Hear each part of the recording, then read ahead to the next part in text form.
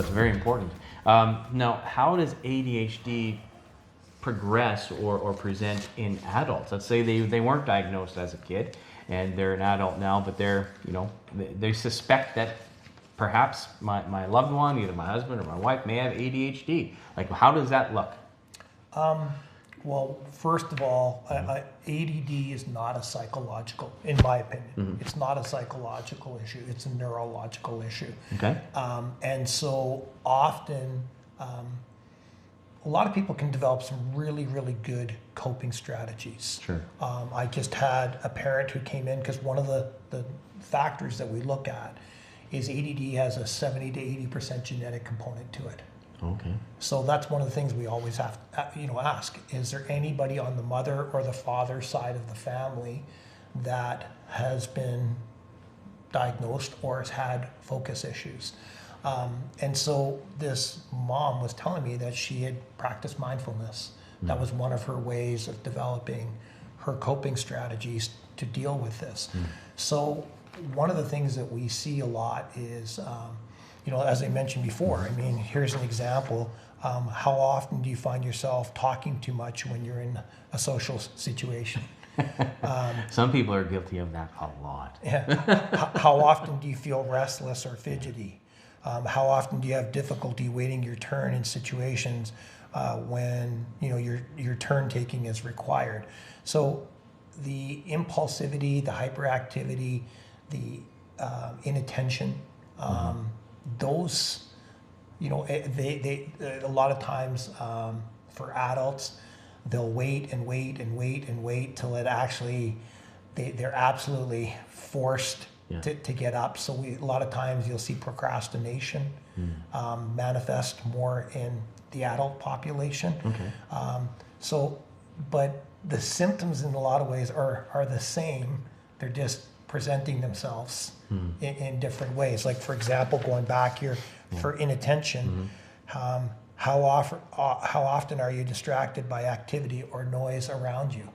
So it was interesting when I came into your office and people, right, if you're working in an environment where it's an open environment and you've got a partner right beside, well, how well are you able to just keep your focus on that one thing at that one time without allowing your mind to either get distracted by an external or possibly an internal distraction?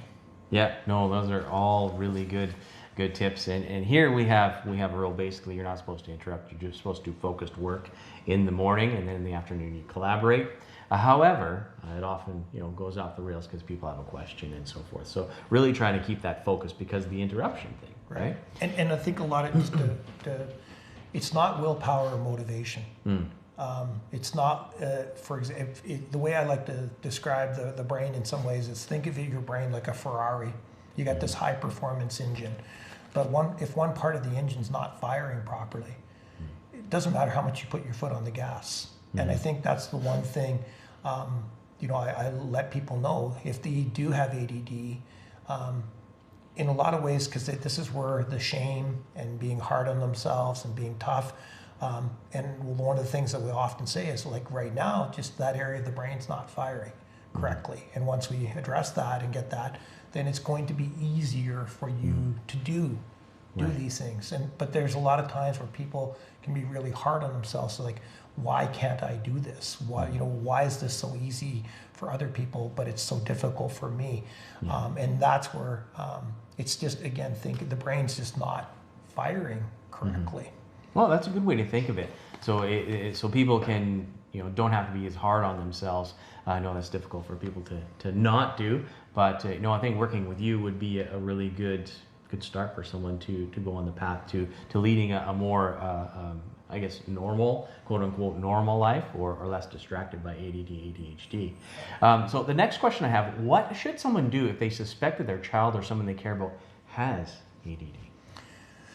Great question. Again, in my opinion, I think, first of all, you need to get an assessment.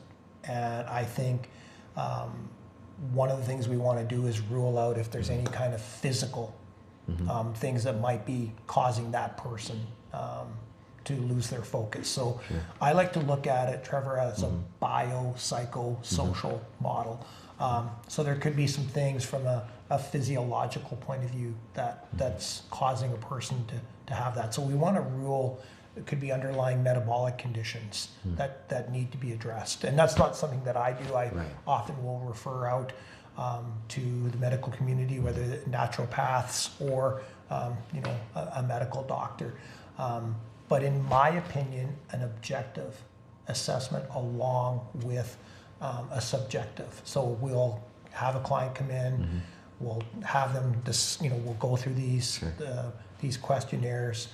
We'll do a clinical interview. How long has this been impacting? How does it impact you? But then the other key thing is we have pretty sophisticated equipment in our office that allows us to objectively measure brain processing speed, working memory, short-term memory, sequential memory.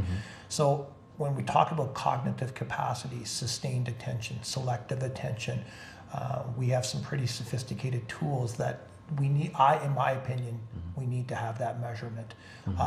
I think in the next 10 to 20 years, more and more the functional MRIs, QEEGs, Dr. Daniel Amen uses the SPECT exam, it allows us to truly see what's going on in the brain. And that way, it allows me to make a much more accurate diagnosis in terms of also what are we going to do moving forward to provide a good treatment protocol. There's the IVA and the TOVA. The IVA is another computerized test that measures, and both of these instruments have over a 90% validity to them. But what I want to caution our audience is there's no one tool that says you have ADD. And if anybody says that, run far, far away from it. The way I look at it is it's like a jigsaw puzzle. If all of the pieces fit, then we would warrant a diagnosis. But the other, where I'm quite different than other psychologists or the medical community, you might have ADD, but that's not who you are. And it's a very big distinction. And so the way I like to use it, if we have some focus issues, just like upper body strength, let's go work on it. So the IVA, for example, it's a 20-minute test, and we're measuring audio and visual attention. And so the client in this 20 minutes will either hear the number 1 or number 2, or see the number 1 or number 2, and it will go back and forth. And it again measures, if the person's missing or responding impulsively. It's also showing us when and where they would make those types of concentration errors. And so whether someone takes the pharmaceutical approach or does what we do, the non-natural, like the natural, non-pharmaceutical, we want to see if their focus is improving. And that comes from my sports background.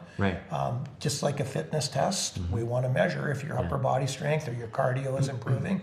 And so a lot of my sports psychology background I've brought into this world. And to me, it's if we can't measure it, how do we know if it's getting better? So the QEEG, the brain scan, allows us to measure brain waves. It allows us to measure the magnitude, but it also allows us to measure if there's asymmetry going on in the brain.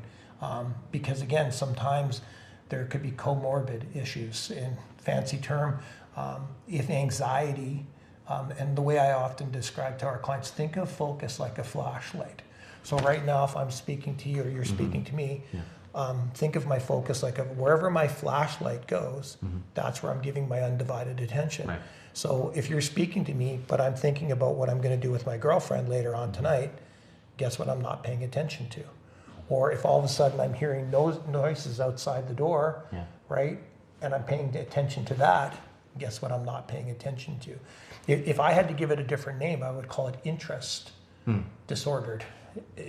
And why I say that is because a lot of people that have ADD can actually hyperfocus. If they're really, really interested in something, they can almost do it to the point where they're where nothing else is irrelevant. So the objective measurements to me are when we get an objective measurement of focus, then we can see throughout the process, is it improving?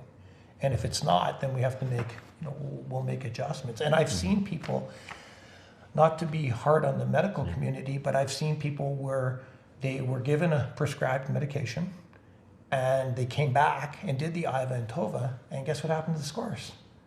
They didn't improve.